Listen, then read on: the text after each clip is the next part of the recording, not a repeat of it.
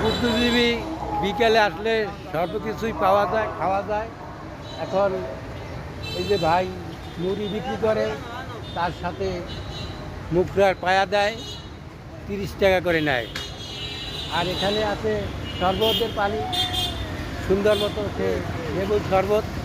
দুপুরবেলা আপনার লাঞ্চের জন্য একটু খাওয়ায়, তৃপ্তি আসবে, সেই পানি তৈরি করে এই ভাইকে খাওয়ায়। দেখছেন?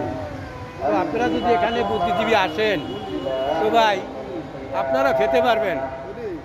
তো আমি অনেক কিছু খেয়ে গেলাম, আবার আসবো কবে জানি না।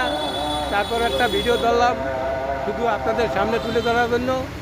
ভাই শেয়ার করে পাশে থাকবেন।